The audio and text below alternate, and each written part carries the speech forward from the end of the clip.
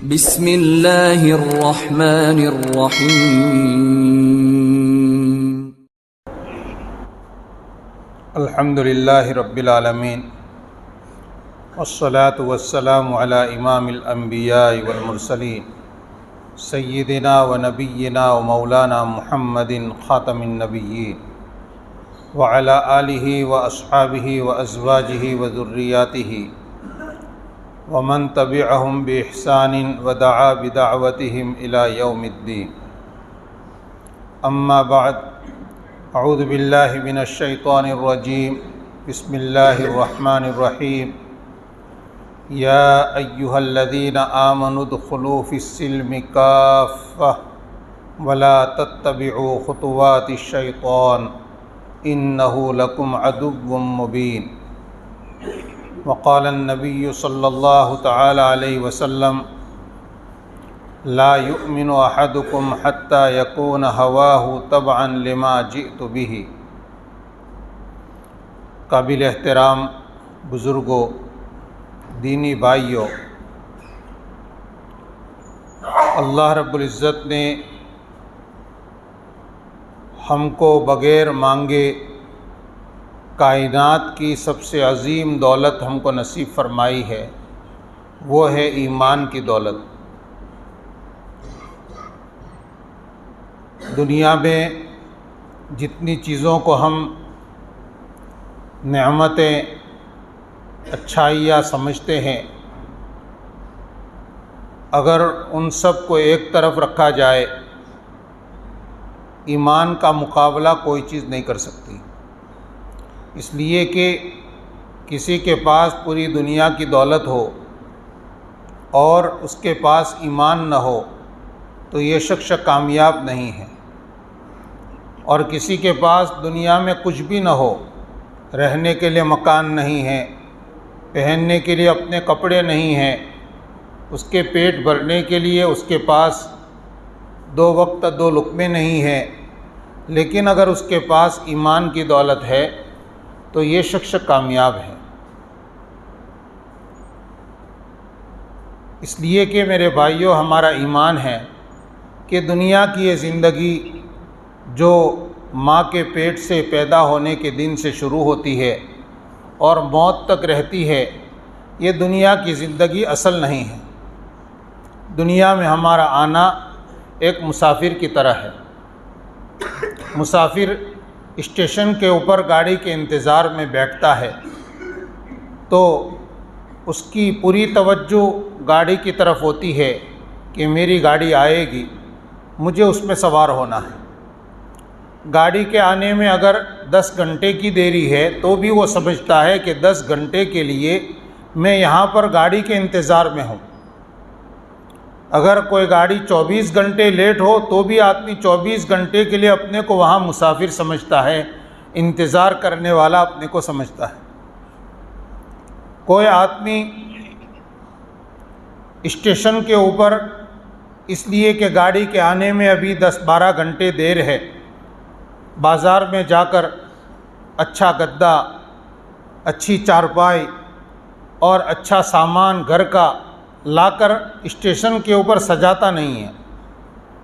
اگر کوئی یہ کرے گا تو لوگ اس کو بیوقوف کہیں گے کہ یہاں تجھے رہنا کتنا ہے، ابھی گاڑی آئے گی، تجھے یہ سب چھوڑ کر چلے جانا پڑے گا۔ بس میرے بھائیوں، ہم بھی دنیا کے اندر چاہے ہماری عمر کتنی بھی ہو گئی ہو، ہم جوانی کے اندر ابھی جوانی ہماری شروع ہوئی ہو یا جوانی ہماری ختم ہونے کے قریب ہو، ہم ادھیڑ عمر کو پہنچے ہو یا بڑھاپے کو پہنچے ہو، ہم سب مسافر ہیں۔ کس وقت ہماری گاڑی آ جائے اور ہمیں اس میں بیٹھ کر آخرت کی طرف چل دینا پڑے، کوئی آدمی اپنے بارے میں گارنٹی سے نہیں کہہ سکتا۔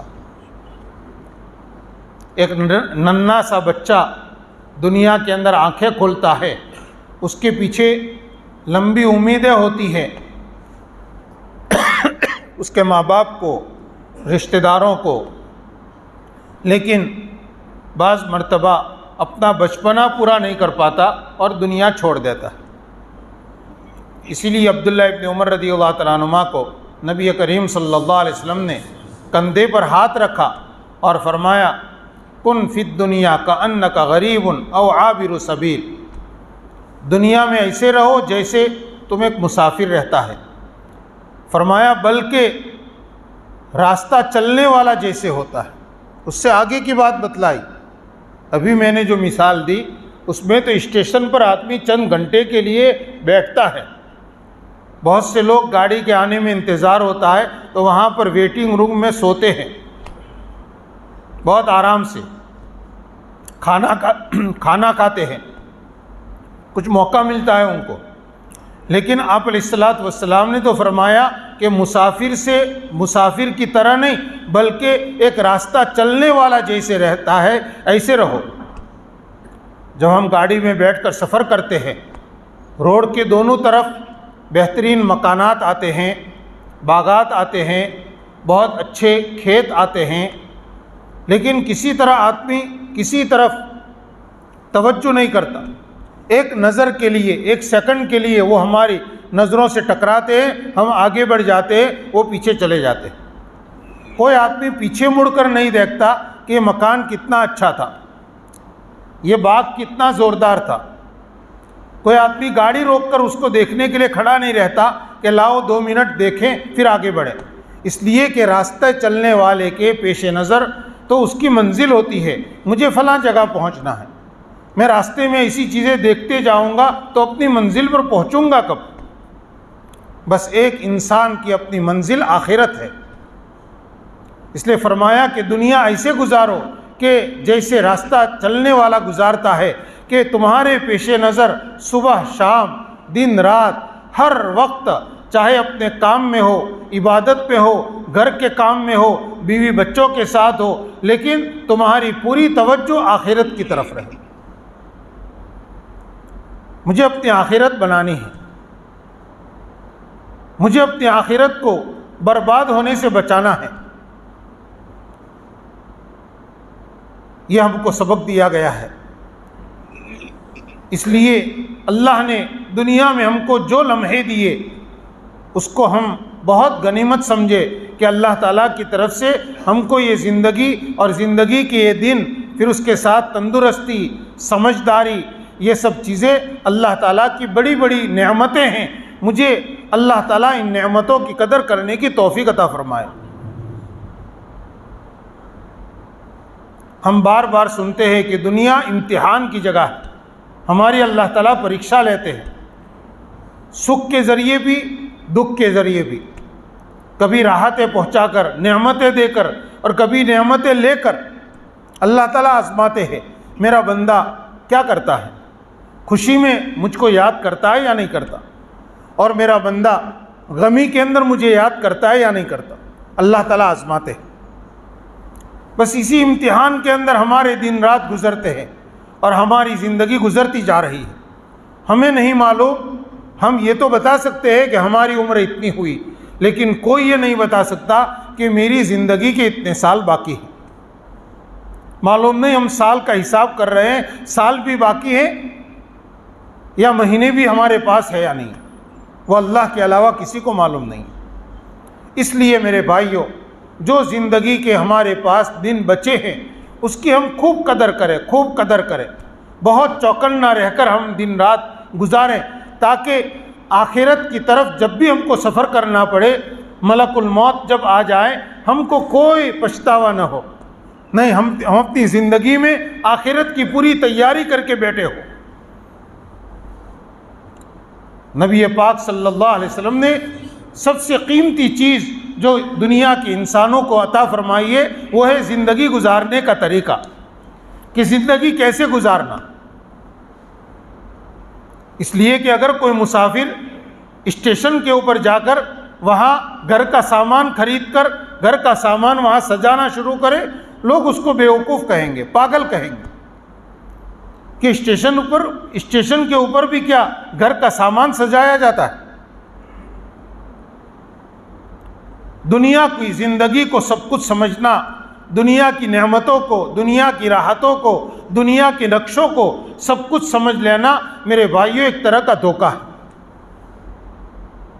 اس دھوکے سے نکالنے کے لیے حضور اکرم صلی اللہ علیہ وسلم نے بہت قیمتی باتیں ارشاد فرمائی۔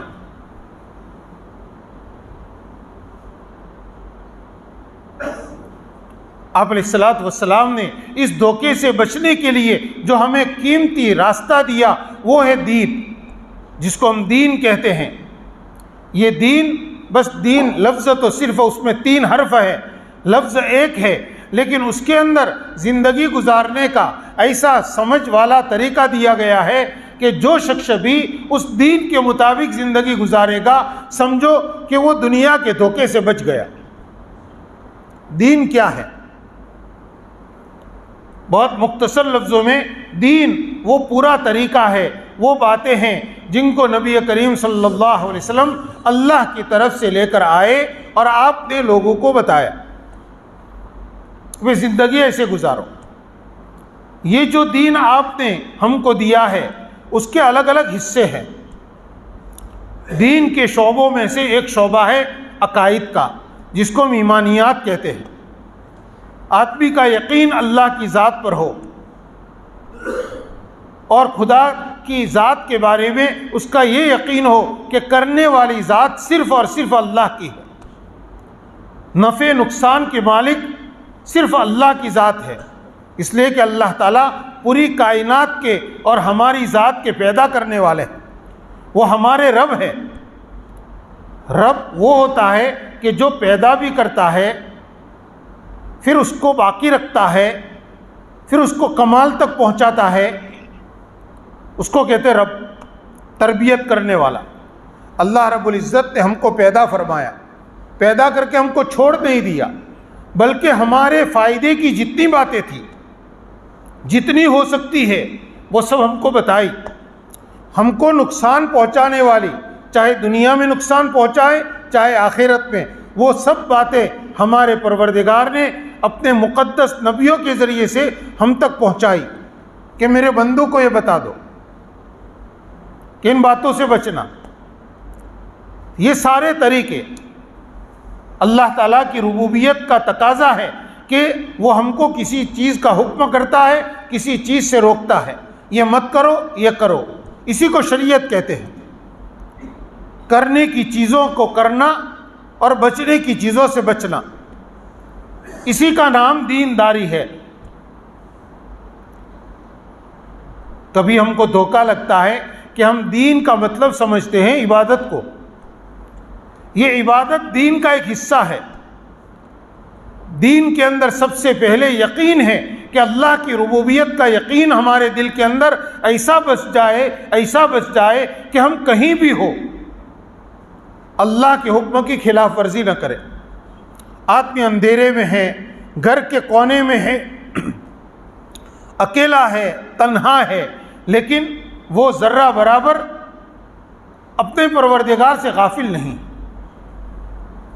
دل میں کیسا بھی خیال آئے لیکن نہیں، وہ سمجھتا ہے تنہائی میں کہ میرا رب مجھے دیکھ رہا ہے، میرے رب نے مجھے تنہائی میں گناہ سے بچنے کا حکم دیا ہے۔ یہ اللہ تعالیٰ کی ربوبیت کا استحضار، یقین۔ آدمی اپنی آنکھوں سے، اپنی زبان سے، اپنے کانوں سے کوئی غلط کام نہ کرے۔ یہ ہے اللہ تعالیٰ کی ربوبیت، اس کا یقین۔ عقائد کے اندر میرے بھائیوں بہت سی چیزیں ہیں۔ اللہ تعالیٰ کی ذات پر یقین، اس کے پیغمبروں پر یقین، آخرت کے دن کا یقین، تقدیر کا یقین، فرشتوں کے وجود پر یقین، اللہ تعالیٰ کی آسمانی کتابوں کے حق ہونے کا یقین، ان سب کا یقین دل کے اندر بٹھانا۔ آج چاروں طرف ایسا ماحول ہے کہ ہمارے ان یقینوں کے اوپر سیدھے حملے ہو رہے ہیں، موبائل کے راستے سے اور تعلیم کے راستے سے۔ ہمارے بچوں کے اوپر موبائل کے راستے سے بچے پر، مرد پر، عورت پر، ہر چھوٹے بڑے کے اوپر حملے ہو رہے ہیں، شبہات پیدا کیے جا رہے ہیں۔ دین کے معاملے میں جتنے شبہات ہیں یہ سیدھے ہمارے عقائد کے اوپر زد پڑتی ہے۔ شیخ الاسلام علامہ ابن تیمیہ رحمۃ اللہ علیہ بڑے ذہین آدمی، بڑے زبردست مجدد گزرے ہیں۔ انہوں نے لکھا ہے کہ ایمان کے اوپر زد پڑتی ہے دو چیزوں سے، شبہات سے اور شہوات سے۔ شبہات یعنی وسوسے پیدا کرنا، یقین کے اندر کمی پیدا کرنے والی چیزیں۔ آج ایسی فلمیں بنائی جاتی ہے، ایسے خبریں پھیلائی جاتی ہے جس کے ذریعے سے ایمان والے کے جتنے ایمانیات ہیں اور جتنے عقیدے ہیں ان کے اوپر سیدھی زد پڑتی ہے۔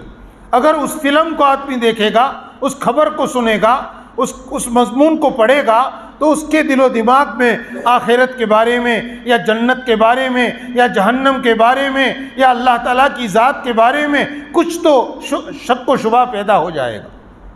یہ سیدھے ایمان کے اوپر حملہ، اور یہ حملے کا ہتھیار ہم سب کے پاس موجود ہے، موبائل۔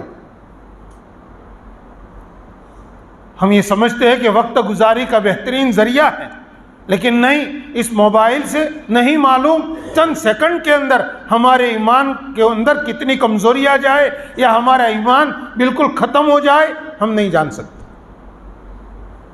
نبی کریم صلی اللہ علیہ وسلم کا ارشاد ہے کہ ایک زمانہ آئے گا، آدمی صبح کرے گا مومن ہونے کی حالت میں اور شام کرے گا کافر ہونے کی حالت میں، شام کرے گا مومن ہونے کی حالت میں اور اگلی صبح کرے گا کافر ہونے کی حالت میں۔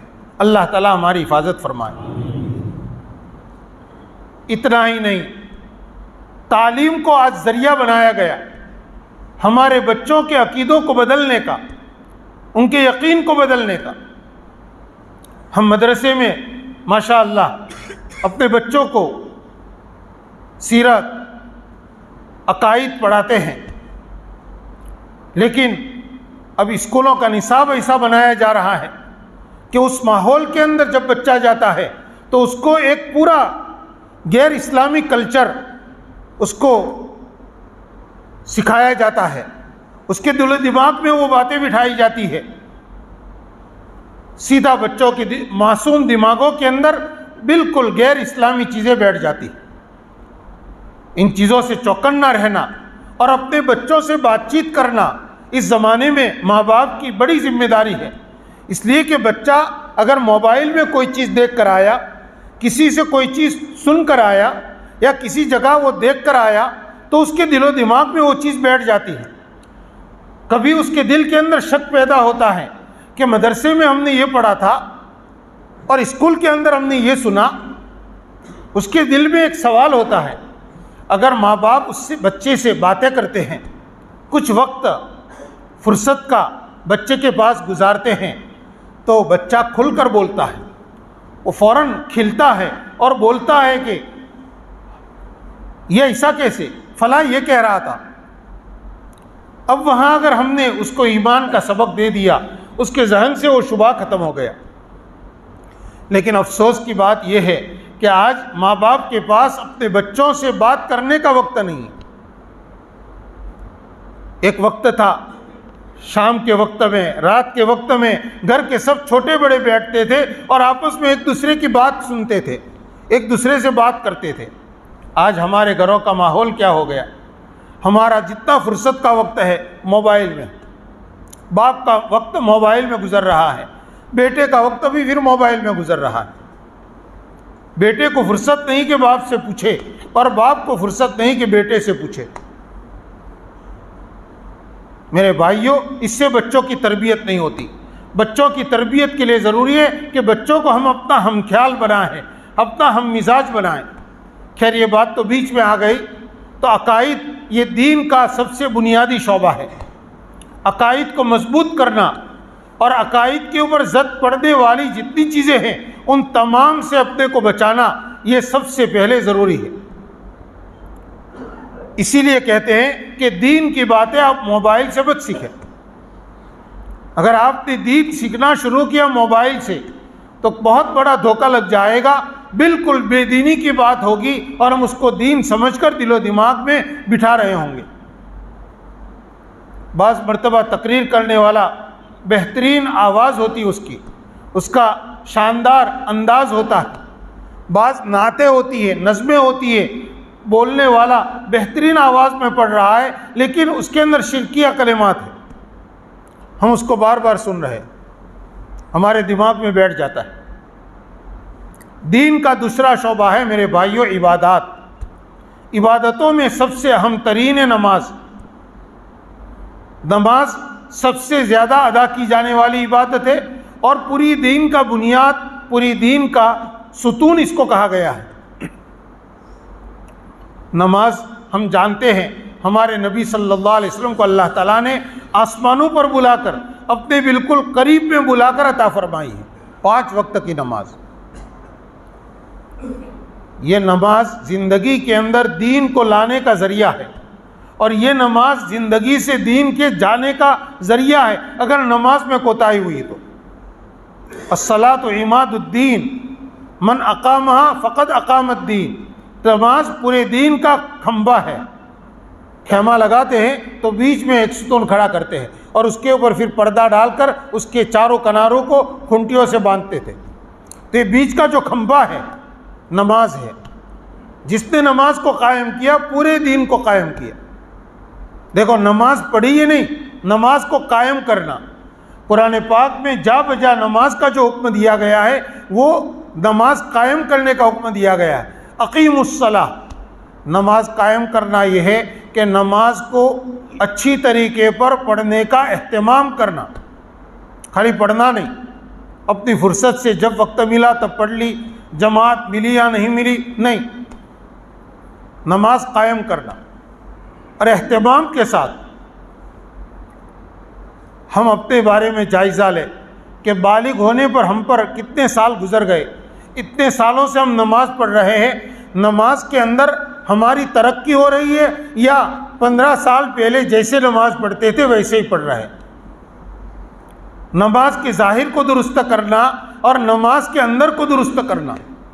نماز کی روح ہے خشوع اور خضوع، کہ میری نماز میں کتنا دھیان پیدا ہوا، نہیں پیدا ہو رہا تو مجھے کیا کرنا چاہیے، اس کی ہم نے فکر کی تو کتنی کی، میری نماز میں گزشتہ سال سے اس سال میں کتنی تبدیلی ہوئی، یہ فکر کرنا۔ اس لیے کہ اگر نماز قائم ہوئی اچھے طریقے سے تو پورا دین قائم ہوگا۔ ومن ترکہا فقد ہدم الدین، جس نے نماز کو چھوڑا اس نے پورے دین کو ڈھا دیا۔ دین کی عمارت نماز کے بغیر قائم ہو ہی نہیں سکتی۔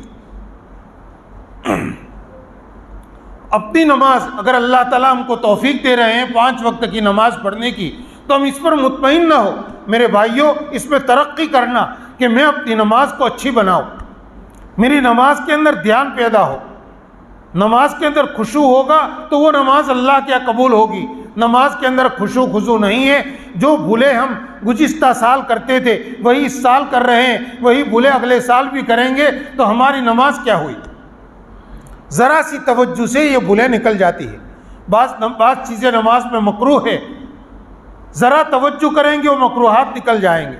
بعض مرتبہ آدمی کو عادت ہو جاتی ہے لیکن جب دوسرے کے پاس اپنی نماز کی اصلاح کراتا ہے تو اس کی نماز کے اندر سے ایسی باریک غلطیاں نکل جاتی۔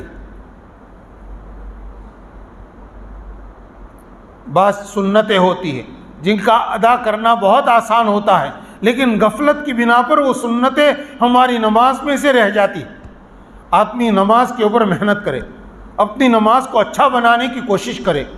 نماز کے اندر خشوع پیدا کرنے کے لیے ایک بنیادی چیز ہے۔ قرآن پاک میں ایک جگہ اللہ تعالیٰ نے فرمایا ہے قد افلح المؤمنون الذین هم فی صلاتهم خاشعون، تحقیق کے کامیاب ہو گئے وہ ایمان والے جو اپنی نماز میں خشوع رکھتے ہیں۔ خشوع کا مطلب اللہ تعالیٰ کی عظمت کے سامنے بندے کا دب جانا، کہ آدمی نماز کے لیے جب کھڑا ہو تو اللہ تعالیٰ کی بڑائی کا اس کو ایسا خیال ہو کہ اس کے سامنے، اللہ کی بڑائی کے سامنے اپنے کو بہت کم تر حقیر ترین سمجھے کہ میں کچھ نہیں ہوں۔ یہ خشوع ہے، اللہ کی عظمت سے دل بھر جائے۔ آگے فرمایا والذین هم عن اللغو معرضون۔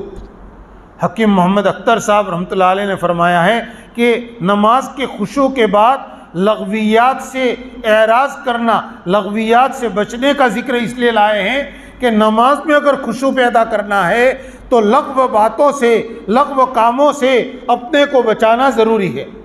لغو کہتے ہیں ایسا کام، ایسی بات جس میں دین اور دنیا کا کوئی فائدہ نہ ہو۔ ہمارا کتنا وقت لغویات کے پیچھے چلا جاتا ہے، کتنے کام ہم سے دن رات میں لغو ہو جاتے ہیں۔ اس سے بچیں گے تب جا کر نماز کے اندر جان پیدا ہوگی۔ عبادتوں میں روزہ عبادت ہے۔ روزہ جب رکھیں رمضان کے اندر، اللہ تعالیٰ جب توفیق نصیب فرمائیں تو روزے کو عبادت سمجھ کر اللہ کو راضی کرنے کی نیت سے خلوص کے ساتھ رکھنا۔ روزے کے آداب فضائل رمضان میں سنتے ہیں، روزے کو خراب ہونے سے بچانا، اس میں بھی یہی ہے، لغو باتوں سے، لغو کاموں سے بچانا۔ اسی طرح زکوٰۃ ہے، زکوٰۃ کو عبادت سمجھ کر ادا کرنا، جس کے اوپر اللہ نے حج فرض کیا ہے اس کا حج کرنا، یہ عبادتیں ہیں۔ دین کا تیسرا شعبہ میرے بھائیو ہے معاملات، لین دین کا شعبہ، اس لیے کہ آدمی کو زندگی گزارنے کے لیے کمانے کی ضرورت پڑتی ہے۔ کمانے کے اندر اس کو لین دین، خریدنا بیچنا، کوئی چیز کرائے پر دینا، کرائے پر لینا، کسی کے یہاں مزدوری کرنا، کسی کو اپنے یہاں مزدور رکھنا، اس کو معاملات کہتے ہیں۔ تو یہ معاملات کا پورا دین ہے جو ہمارے نبی صلی اللہ علیہ وسلم نے تفصیل سے بتلایا ہے۔ افسوس کہ آج ہم نے اپنے کو دیندار سمجھا اس معنی میں کہ ہم کلمہ پڑھتے ہیں، ہمارا لباس اسلامی ہے، ہم نماز پڑھتے ہیں، بس اس لیے ہم دیندار ہیں، یا کچھ زیادہ عبادت کر لیتے ہیں، کچھ تلاوت کر لیتے ہیں، کچھ تسبیح پڑھ لیتے ہیں، حج عمرے کی اللہ تعالیٰ توفیق دے دیتے ہیں، اس لیے اپنے کو ہم دیندار سمجھتے ہیں۔ نہیں میرے بھائیوں، دین کے شعبے ہیں، جس کے اندر تمام شعبوں کا دین ہوگا، پورا ہوگا، وہ آدمی اپنے آپ کو دیندار سمجھ سکتا ہے۔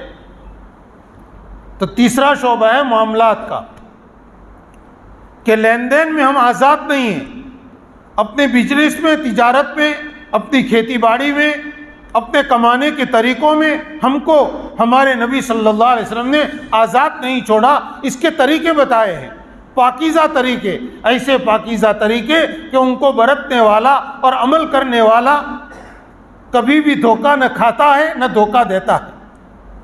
معاملات کا خلاصہ یہ ہے کہ اس کے اوپر عمل کرنے والا کسی کو دھوکہ نہیں دے گا اور کسی سے دھوکہ نہیں کھائے گا، وعدہ خلافی نہیں کرے گا۔ معاملات کا دین کسی کو تکلیف نہیں پہنچے گی، معاملات کا دین برتنے والا کبھی کسی کا حق ضائع نہیں کرے گا۔ ایک آدمی نے ہمارے یہاں مزدوری کی، ہم کو کہا گیا کہ مزدور رکھنے سے پہلے اس کی مزدوری طے کر لو، چل سمجھ کر دے دیں گے۔ وہ بیچارہ مزدور مجبور ہے، کہہ رہا ہے آپ جو دینا چاہے دینا، وہ ایک امید کے ساتھ ہمارے یہاں کام کرتا ہے۔ اب ہم اس کو دے رہے ہیں اس کی امید سے کم، وہ مانگ رہا ہے زیادہ، ہم کہتے ہیں جا اتنے کہاں کے۔ ہم نے اس کو یہ کہہ کر وہاں سے بھگا دیا، وہ بہت نچلی ذات کا ہے، ہم سے جھگڑ نہیں سکتا، ناراضی ظاہر نہیں کر سکتا، اس کو غرض وابستہ ہے۔ اب یہ جو اس کے کچھ پیسے باقی رہ گئے، یہ اس کا حق ہے، اگر وہ معاف نہیں کرے گا تو ہماری نمازوں سے بلکہ ہماری تہجد سے وہ اس کا حق معاف نہیں ہونے والا، وہ اس کا حق ہے۔ قیامت کے دن وہ اپنے حق کا مطالبہ کرے گا۔ ہم چاہے ایمان والے ہیں، وہ بے ایمان ہیں، وہ کافر ہے، لیکن وہ اپنے حق کا مطالبہ کر سکتا ہے، چاہے 1 روپیہ نہ ہو کیوں نہ ہو۔ ہمیں تو کہا گیا ہے دو اور جھکتا دو۔ مزدور کی مزدوری 50 روپے ہوئی، ہمیں تو 5 روپے اس کو زیادہ دینے چاہیے تاکہ وہ مسلمانوں کو اچھا سمجھے۔ کاریگر کو اس نے اپنا کام پورا کیا، اس کا جو بل ہوا اس کو پورا دینا، اب اس میں کٹوتی کرنا۔ 521 روپے ہوئے تو 500 روپے پکڑا کر جا، اب 21 روپے تو چھوڑ دے، اپنی طرف سے کہنا۔ ایک تو وہ کہے اور ایک تو ہم کہے کہ جا یا 20 روپے دیے 1 روپیہ نہیں دیا۔ یہ معاملات کی باریکی ہم کو ہمارے نبی صلی اللہ علیہ وسلم نے سمجھائی ہے کہ مزدور کو اس کی مزدوری پوری دے دو، اس کا پسینہ خشک ہونے سے پہلے دے دو، جو وعدہ کیا، جو قرار کیا، اس کو پورا پورا ادا کرو۔ یہ معاملات کا دین ہے۔ افسوس مسلمانوں کی عبادتیں اپنے طور پر ہوتی ہے، اس لیے کہ عبادت کا معاملہ بندے کا اللہ تعالیٰ کے ساتھ ہوتا ہے، عقیدے کا معاملہ دل کے اندر اللہ تعالیٰ کے ساتھ ہوتا ہے، لیکن معاملات، معاشرت اور اخلاق، دین کے یہ تیسرا، چوتھا اور پانچواں یہ جو شعبے ہیں، ان کے اندر ایک دوسرے سے واسطہ پڑتا ہے۔ اسلام تبھی ظاہر ہوتا ہے معاملات سے، اخلاق سے اور معاشرت سے۔ اس لیے میرے بھائیوں، ہم یہ طے کریں کہ ہم اپنے معاملات کے اندر آزاد نہیں ہیں، ہم معاملات کے اندر اللہ کے حکم کے پابند ہیں، حضرت محمد صلی اللہ علیہ وسلم کی شریعت کے ہم غلام ہیں، اس میں ہم آزاد نہیں ہیں۔ اور اس میں گارنٹی ہے کہ جو معاملات، جو تجارت، جو کام بھی شریعت کے مطابق ہوتا ہے، اس کے اندر اللہ تعالیٰ برکتیں دیتے ہیں۔ شریعت سے ہٹ کر جو معاملات ہوتے ہیں، ظاہر میں دکھتا ہے بہت آ رہا ہے، لیکن وہ ایک ڈھیل ہے اللہ تعالیٰ کی طرف سے، ڈھیل ہے۔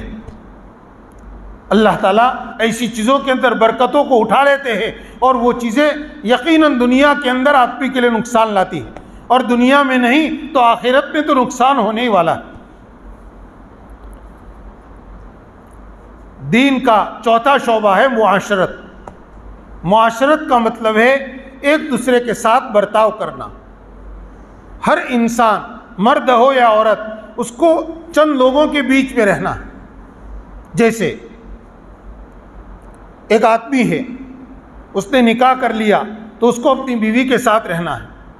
اس کے ماں باپ ہے تو اپنے ماں باپ کا وہ بیٹا ہے۔ اگر اس کی اولاد ہوئی تو یہ اپنی اولاد کا باپ ہے۔ تب یہ مرد اپنی بیوی کے ساتھ، اپنے ماں باپ کے ساتھ، اپنے بھائی بہنوں کے ساتھ، اپنی اولاد کے ساتھ رہے گا۔ تو ماں باپ کو اپنی اولاد کے ساتھ کیسے برتاؤ کرنا، اس کو معاشرت کہتے ہیں۔ شوہر کو اپنی بیوی کے ساتھ، بیوی کو اپنے شوہر کے ساتھ کیسا برتاؤ کرنا، کیسے رہنا۔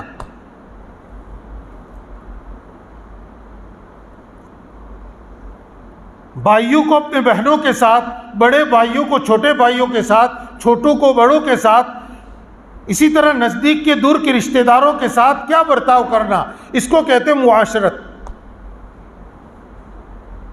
اتنا ہی نہیں، اڑوس پڑوس میں جو لوگ رہتے ہیں، چاہے پڑوسی ہمارا رشتہ دار نہ ہو، اس کے ساتھ کیسا برتاؤ کرنا۔ پڑوسی چاہے نزدیک میں ہو یا دور کا پڑوسی ہو، لیکن پڑوسی ہونے کے ناطے اس کے ہمارے اوپر کیا حقوق ہے، یہ ہے معاشرت۔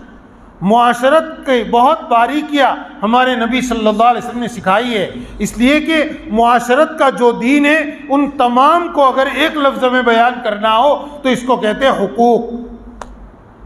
معاشرت کا دین جب آدمی پورا پورا ادا کرتا ہے تو اس سے حق والے کا حق پورا پورا ادا ہوتا ہے، اور معاشرت کے اندر جتنی کمی ہوگی اتنے حقوق مارے جائیں گے۔ اور آپ جانتے ہیں حقوق مارے جاتے ہیں تو ناراضگیاں پیدا ہوتی ہے، اور حقوق ادا کیے جاتے ہیں تو اس سے دلوں کے اندر خوشی پیدا ہوتی ہے۔ اگر اولاد ماں باپ کے حقوق پورے پورے ادا کرے تو ماں باپ اپنی اولاد سے خوش ہوں گے۔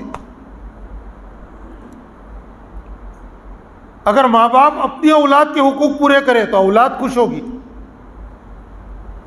بیوی اپنے شوہر کے حقوق پورے ادا کرتی ہے تو شوہر اپنی بیوی سے خوش ہو جائے گا، اور اگر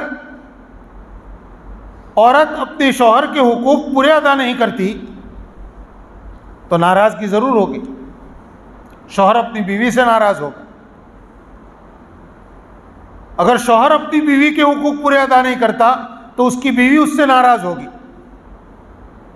تو یہ معاشرت جس کے اندر آپس کی محبتیں پیدا ہوتی ہے، یہ سب سے دنیا کے اندر محبتیں آپس میں ہوتی ہے تو زندگی پرسکون ہوتی ہے، آدمی کو دنیا میں جینے کا مزہ آتا ہے جب حقوق ادا کیے جاتے ہیں۔ تو معاشرت کا پورا دین ہے۔ اب ذرا ہم جائزہ لیں اپنے گرد و پیش کا کہ اس کے اندر حقوق کی ادائیگی میں کتنی کمی، کتنی کوتاہی۔ گھروں کے اندر جو ناراضگیاں ایک دوسرے سے دلوں میں دوریاں پیدا ہوئی ہے، اس کی بنیادی وجہ ہے کہ ہم سے حقوق کے ادا کرنے میں کوئی نہ کوئی کوتاہی ہو رہی ہے۔ حق والا ہمیشہ اپنے حق کے لیے لڑا نہیں کرتا، مقابلے کے لیے سامنے نہیں آتا، پہلے ناراض ہوتا ہے، پھر دوسروں کے سامنے شکایتیں کرتا ہے۔ سامنے آ کر شکایت کرنے کا مرحلہ تو بہت بعد میں آتا ہے، تب تک تو دل ٹوٹ چکے ہوتے ہیں، محبتیں ختم ہو چکی ہوتی ہیں۔ تو ہمیں جو معاشرت کا جو دین دیا گیا ہے، اس لیے تاکہ حقوق سارے کے سارے پورے ادا ہو۔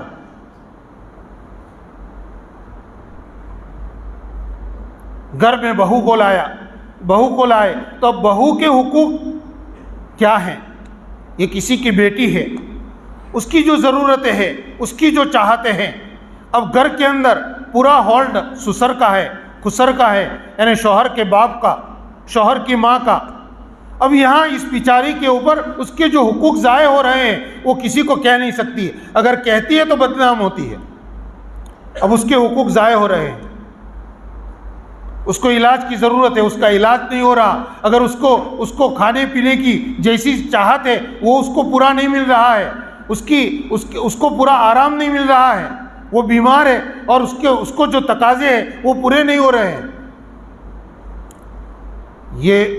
یہ معاملہ کبھی ظلم کی حد تک پہنچتا۔ اب ظلم ہو رہا ہے، ظاہر میں دکھ نہیں رہا، لیکن ناراضگی ہے۔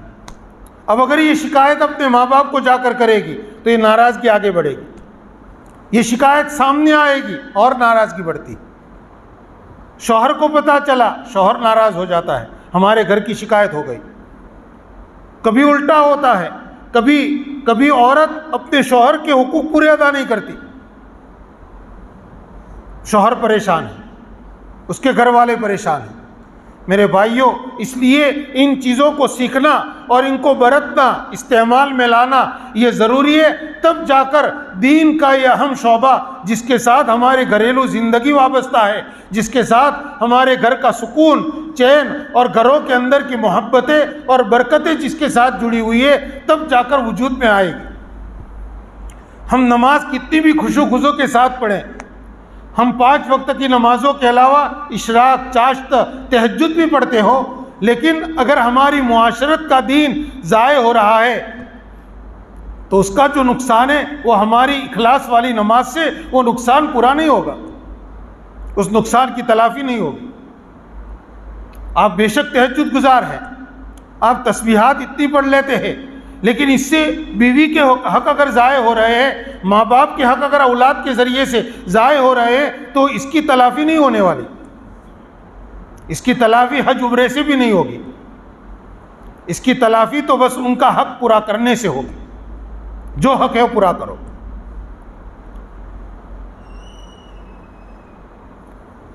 دین کا 5واں شعبہ ہے حقوق، یہ اخلاق کہتے ہیں آدمی دوسرے کے ساتھ کس طرح پیش آئے، ملاقات کے وقت ہنستے چہرے سے ملنا، سلام کرنا، یہ اخلاق ہے۔ کسی سے کوئی غلطی ہو گئی، درگزر کرنا، کسی کے پیٹھ پیچھے اس کی تعریف کرنا، مسلمان بھائی کا دل خوش کرنے کی کوشش کرنا، یہ اخلاق ہے۔ کسی کی ضرورت کو پورا کرنے کے لیے آگے بڑھنا، کسی کی تکلیف کو دور کرنے کی کوشش کرنا، یہ اخلاق کا دین ہے جو ہر کسی کے ساتھ، چاہے اپنا ہو، پرایا ہو، رشتہ دار نہ ہو، ہر ایک کے ساتھ آدمی اخلاق کے ساتھ جب پیش آتا ہے تو اخلاق برتنے والے کو اور اخلاق پیش کرنے والے کی محبت سامنے والے کے دل میں پیدا ہوتی۔ آپ کی کسی سے پہلی مرتبہ ملاقات ہوئی، آپ نے اس سے ہنس کر ملاقات کی، اس سے اچھی طرح ملے، اس سے پوچھا کوئی کام ہو تو بتائیے، کوئی کام تھا اس کا تھوڑا سا، اس کو کسی کا مکان وہ تلاش کر رہا تھا، آپ نے اس کی رہبری کر دی، اس مکان تک پہنچا دیا، پہلی ملاقات۔ بتائیے آپ کے اس برتاؤ کا اس کے دل پر اثر ہوگا یا نہیں ہوگا؟ وہ آدمی آپ کو بھولے گا نہیں. سمجھدار ہوگا تو کہے گا بہت اخلاق والا آدمی ہے، اس نے اپنا وقت دیا میرے لیے، تھوڑا سا وقت چاہے 2 منٹ لیکن دیے. تو اخلاق برتنے سے سامنے والے کے دل میں جگہ ہوتی ہے. ہم گاڑی میں جا رہے ہیں، کسی کے پاس جگہ نہیں ہے، ہم نے اس کو جگہ دے دی. بوڑھا آدمی تھا، ہم بیٹھے ہوئے تھے، ہم کھڑے ہو گئے، اس کو بٹھا دیا. وہ چاہے ہم اس کا نام نہیں جانتے، اس کا مذہب نہیں جانتے، لیکن اس انسان ہونے کے ناطے ہم نے اس کو راحت پہنچائی. یہ اخلاق ہے. اخلاق کا دائرہ صرف انسانوں کے ساتھ نہیں، صرف اپنوں کے ساتھ نہیں، ہر انسان بلکہ جانوروں کے ساتھ، پرندوں کے ساتھ بھی ہے. ہمیں تو یہ کہا گیا کہ ہر وہ مخلوق جس کے اندر تر جگر ہے، کلیجی ہے، اس کو راحت پہنچاؤ. جانوروں کو پانی پلانا، بھوکے پرندوں کو دانہ ڈالنا، یہ بھی اخلاق ہے. حدیث شریف کے اندر یہ روایت آتی ہے کہ ایک عورت تھی بہت بدکار، فاحشہ، وہ سفر کر رہی تھی. اس نے گرمی کے موسم میں کتے کو دیکھا، کنویں کے پاس ہانپ رہا ہے. اس عورت کو دل میں خیال آیا کہ کتا پیاسا ہے، ہانپ رہا ہے. اس نے اپنا چمڑے کا موزہ نکالا، اپنی اوڑھنی کے کنارے پر باندھا اور کنویں میں لٹکایا. چھوٹا کنواں ہوگا، اور موزے کے اندر پانی بھر کر اس نے کتے کے منہ میں ٹپکایا. کتے کی پیاس بجھ گئی. اللہ تعالیٰ کو اس فاحشہ عورت کی یہ نیکی اتنی پسند آئی کہ اس کے تمام برائیوں کو اللہ تعالیٰ نے معاف کر دیا. ایک نیکی ہے بے زبان جانور کے ساتھ، اور اس کے مقابلے میں ایک بہت پارسا نیک عورت کا واقعہ روایتوں میں آتا ہے. نیک عورت تھی، عبادت گزار تھی. اس نے اپنے گھر پر بلی پالی تھی، لیکن بلی کو ہمیشہ مقید رکھتی تھی، چھوڑتی نہیں تھی، اور اس کو پیٹ بھر کے کھانا نہیں دیتی تھی. ایک بے زبان جانور کے اوپر یہ ظلم کیا، اللہ تعالیٰ نے اس کو جہنم میں ڈالا. اس لیے اخلاق کا معاملہ، اخلاق یہ ایسی چیز ہے کہ اس کا معاملہ انسانوں کے ساتھ بھی ہے، جانوروں کے ساتھ بھی ہے. اتنا ہی نہیں، آدمی اخلاق کا معاملہ اللہ تعالیٰ کے ساتھ بھی کرے. اس لیے کہ ہمارے اوپر اپنے پروردگار کو راضی کرنا، پروردگار کو ناراض نہ کرنا، یہ ہمارے اوپر سب سے پہلا فرض ہے. اللہ کے ساتھ ہمارے معاملات بالکل درست ہو. میرے بھائیوں، یہ جو اخیر کے 3 شعبے میں نے ذکر کیے، معاملات، معاشرت اور اخلاق، ان 3 کے اندر اگر سدھار آیا تو ہمارا اسلام غیروں کو محبوب ہوگا. افسوس کی بات یہ ہے کہ ان تینوں کے اندر کمی کوتاہی آنے کے نتیجے میں غیر مسلموں کو آج اسلام سمجھ میں نہیں آتا اور مسلمان اچھے نہیں معلوم ہوتے. اس لیے کہ یہ 3 چیزیں ایسی ہے کہ اس کے اندر واسطہ دوسروں سے پڑتا ہے. میں نے کہا عقیدے میں اور عبادت میں تو بندے کا معاملہ اللہ تعالیٰ سے ہوتا ہے. مولانا منظور صاحب نعمانی رحمۃ اللہ نے لکھا ہے کہ عبادت میں دین داخل کرنا یا عبادت کے معاملے میں دین پر آنا یہ تو آسان ہے. امتحان تو تب ہوتا ہے جب آدمی معاملات کے اندر، معاشرت کے اندر اور اخلاق کے اندر پورا دین پر چلنا چاہے اور چلنے کی کوشش کرے. لیکن یہ بھی کوئی مشکل نہیں ہے. آدمی یہ طے کر لے کہ مجھے دین پر چلنا ہے اور دین کے ہر شعبے کو مجھے اختیار کرنا ہے، کوئی مشکل نہیں ہے. اخلاق کے لیے ہمارے دل کے اندر کچھ چیزوں کی نگرانی ضروری ہے. اگر دل میں اللہ کا خوف ہے، دل میں اللہ کی محبت ہے، تو میرے بھائیوں، آدمی اپنے اخلاق، ظاہری اخلاق کو، اپنے اندرونی اخلاق کو درست کرنے کے لیے بے چین ہو جائے. اللہ کی محبت اور اللہ کا خوف، اور یہ 2 ایسی چیزیں ہیں کہ معاملات میں بھی آدمی ہمیشہ ڈرے گا، ڈر کر چلے گا کہ نہیں، میرے اللہ کے حکم کے خلاف ہو رہا ہے، میں یہاں ناجائز کام نہیں کروں گا. معاشرت کے اندر بھی آدمی ڈرے گا کہ میں اپنے اللہ تعالیٰ کے حکم کے خلاف کبھی نہیں کر سکتا ہوں، کہ معاشرت کے اندر اگر میں نے برتاؤ کے اندر کسی کے ساتھ میں نے ظلم کیا، زیادتی کی، کسی کے حق کو میں نے ضائع کیا، اللہ کو مجھے جواب دینا پڑے گا۔ تو اللہ کا خوف دل میں پیدا کرنا اور اللہ کی محبت دل میں پیدا کرنا، یہ کیسے پیدا ہوتی ہے؟ صرف نمازیں پڑھنے سے، صرف تلاوت کرنے سے اللہ کا خوف دل میں پیدا نہیں ہوتا۔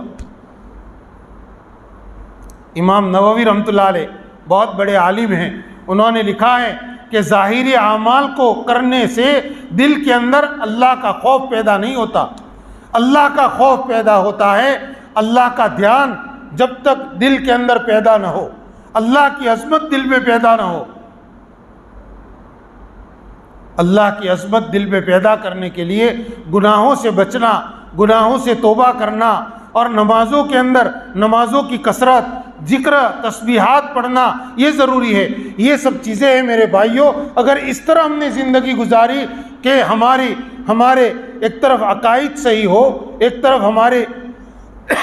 ہماری عبادتیں درست ہو، عبادتوں کے اندر جان پیدا ہو جائے، اور ہمارے معاملات درست ہو، ہماری معاشرت درست ہو، اور ہمارے اخلاق درست ہو، تو ہم اپنے آپ کو دیندار کہے جانے کے مستحق ہے۔ حضرات صحابہ کرام نے نبی کریم صلی اللہ علیہ وسلم سے چاروں طرف کا، تمام شعبوں کا دین حاصل کیا تھا۔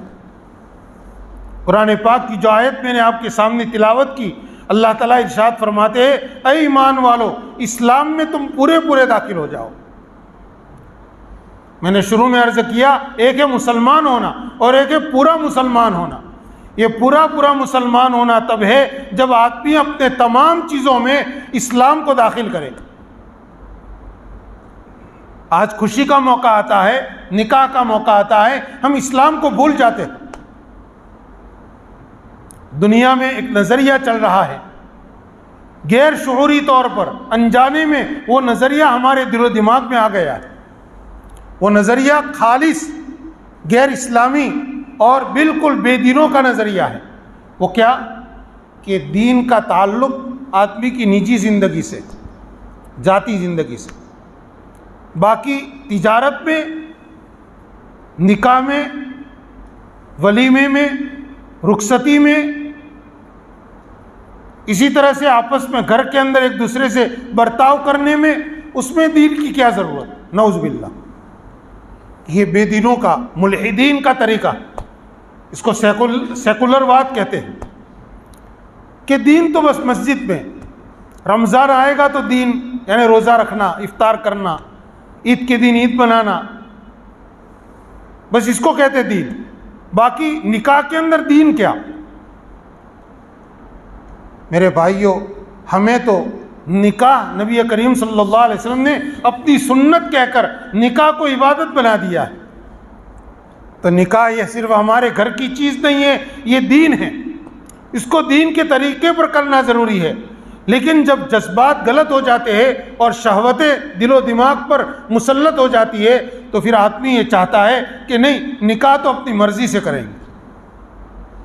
آج کیا بات ہے کہ ہمارے جوانوں کو نکاح کرنے کے وقت میں، نکاح کے دنوں کے اندر ایسی غلط چیزیں جو بالکل اسلام سے، بالکل اسلام کی روح کے بالکل خلاف ہے، ایسے کام کرنے کے لیے وہ تیار ہو جاتے ہیں۔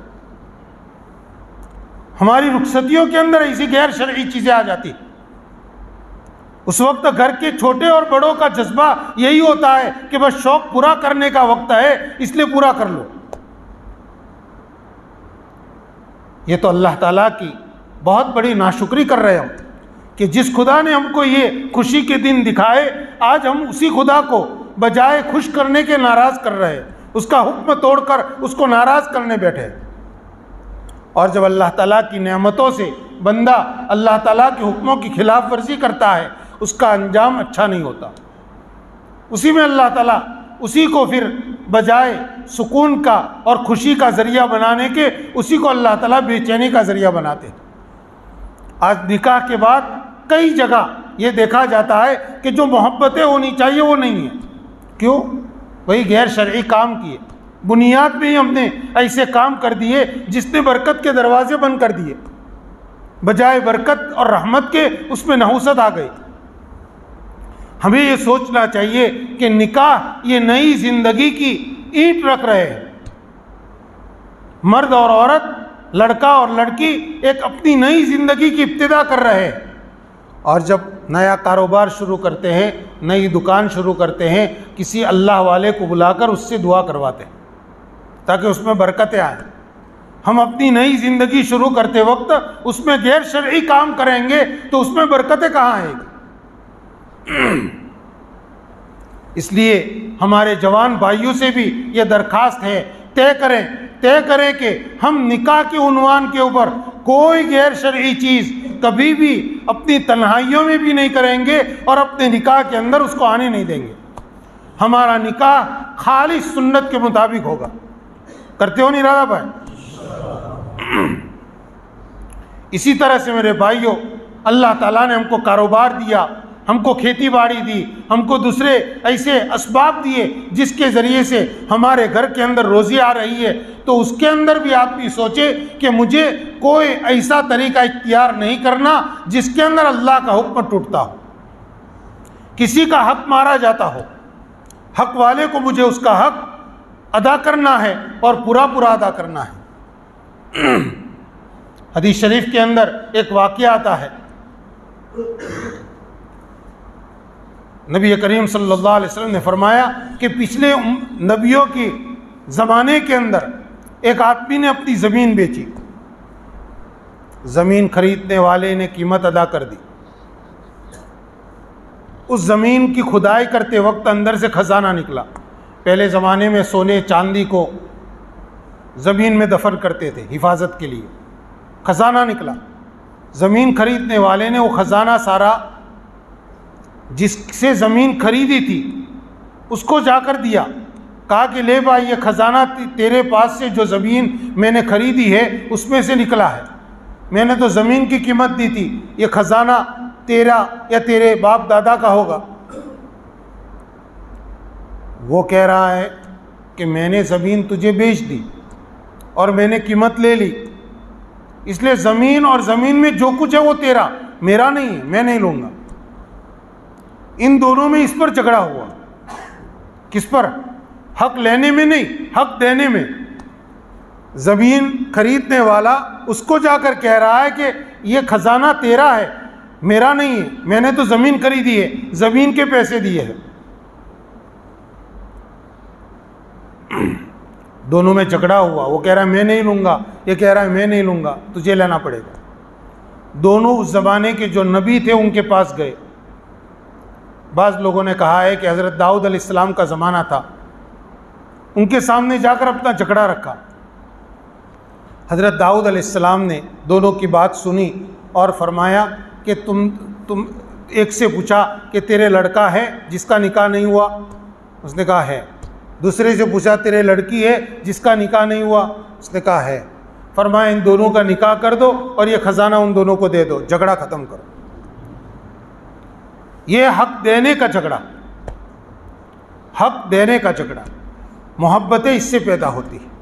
اس لیے اپنی معاملات کے اندر، اپنی معاشرت کے اندر اور اپنے اخلاق کے اندر ہم پوری شریعت کی پابندی کریں گے تو میرے بھائیوں، دین کے اندر جو برکتیں ہیں، دین میں جو چین اور سکون ہے، دین کے اندر جو رحمتیں ہیں، وہ ہم کو دنیا میں ملے گی، دنیا میں جنت کا مزہ آنے لگے گا۔ ورنہ اسباب کے باوجود آدمی کو چین اور سکون نصیب نہیں ہوگا۔ اللہ تعالیٰ ان کہی سنی باتوں کے اوپر عمل کرنے کی توفیق نصیب فرمائے، ہمارے لیے عمل کرنا آسان فرمائے۔ وآخر دعوانا الحمدللہ رب العالمین۔